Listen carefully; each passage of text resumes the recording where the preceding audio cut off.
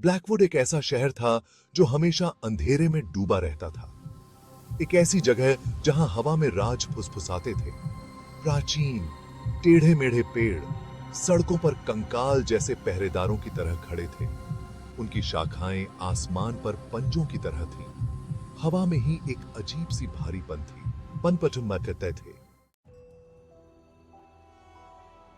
उसके डरावने दिल में एक कहानी खोजने की उम्मीद में दुकानदार, एक कमजोर बूढ़ा आदमी जिसकी आंखों में सदियों के राज छिपे हुए थे, उसे चुपचाप देख रहा था। अमित ने अपनी उंगलियों को एक चटकी हुई चीनी मिट्टी की गुड़िया, एक चांदी के लॉकेट और एक धूल भरे ग्रामोफोन पर फेरा। हर चीज भूली हुई कहानियों को फुसफुसा रही थी। उसकी निगाह एक अंधेरे कोने में टिकी हुई एक सुंदर सजी हुई दर्पण पर पड़ी। उसके चांदी के फ्रेम को अजीब प्रतीकों के साथ उक्कारवेदा गया था। दर्पण खुद झिलमिलाता हुआ प्रतीत हो रहा था, मानो उसे अपनी ओर बुला रहा हो। अपनी रीढ़ की हड्डी में दौड़ रही सिहरन के बावजूद अमित खुद को दर्पण के प्रति अजीब तरह से खिंचा हुआ पाता है। यह सुंदर है, वह धीरे से बोला। उसकी आवाज दुकान की खामोशी में मुश्किल से सुनाई दे रही थी। आप मुझे इसके बारे में क्या बता सकते हैं? दुकानदार हिचकिचाया। उसकी निगाह डर और आकर्षण के मिश्रण के साथ दर्पण की ओर देख रही थी। वह दर्पण, वह फुसफुसाया, श्रापित है। अमित ने उपहास किया, लेकिन एक सिहरन उसकी रीढ़ की हड्डी से नीचे उतर गई। उसका चेहरा विकृत लग रहा था, शुद्ध आतंक की अभिव्यक्ति में बदल गया था।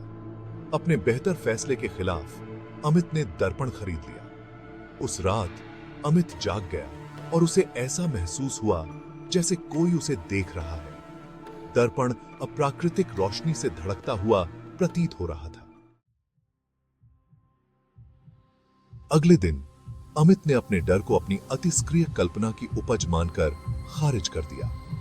फिर भी जैसे जैसे दिन रात में बदलते गए, अजीबोगरीब घटनाओं ने उसे परेशान करना शुरू कर दिया।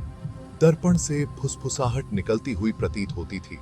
उसके कमरे से ठंडी हवाएं चलती थीं और परछाइयां उसकी दृष्टि के किनारे पर नाचती थीं।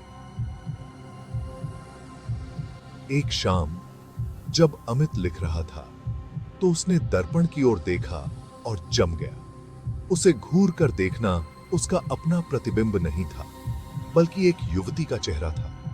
उसकी आंखें आतंक से फैली हुई थीं।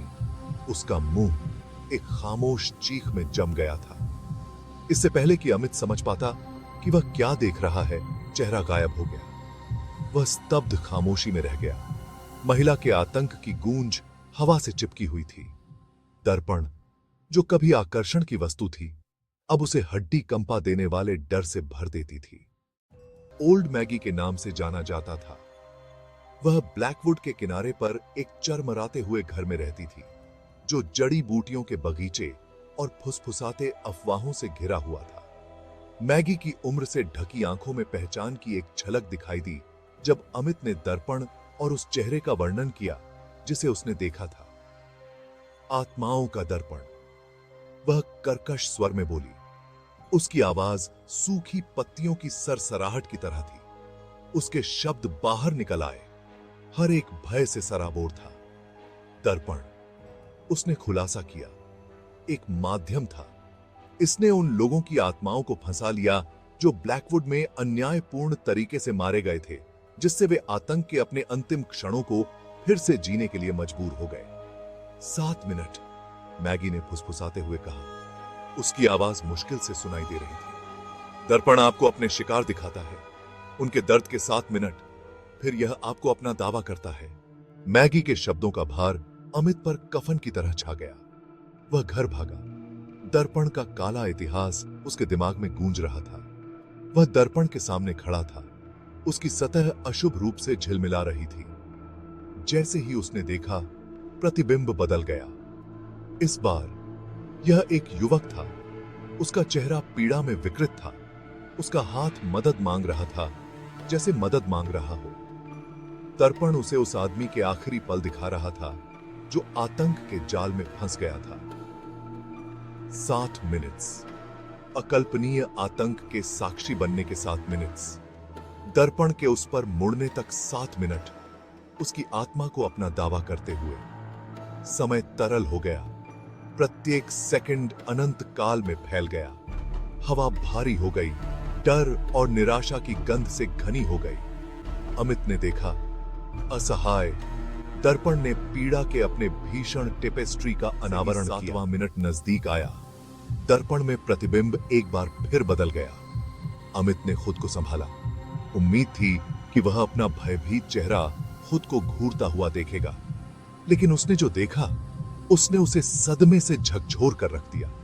यह उसका अपना प्रतिबिंब था, लेकिन जैसा होना चाहिए वैसा नहीं था। उसका चेहरा एक भयानक द्वेष से भरा हुआ था। उसकी आंखें एक भयानक रोशनी से चमक रही थीं। उसने भयभीत होकर देखा, जैसे उसका प्रतिबिंब दर्पण से बाहर निकला। उसके चेहरे पर एक क्रूर मुस्कान फैल गई। एहसास अमित पर किसी शारीरिक प्रहार की तरह हुआ। दर्पण ने उन लोगों के प्रतिबिंब नहीं दिखाए जिन्हें उसने फंसाया था। इसने उस व्यक्ति का प्रतिबिंब दिखाया जो उनके दुखों के लिए जिम्मेदार था। इसने सच्चाई दिखाई, वह अंधेरा जो अंदर दुबका हुआ था। दर्पण ब्लैकवुड के पीड़ितों की आत्माओं के साथ शापित नहीं था, यह उनके हत्यारे की सच्चाई के साथ शापित था। और इसने अभी अमित को सच्चाई का खुलासा किया था। वह अंधेरा जो उसके भीतर रहता था, वह अंधेरा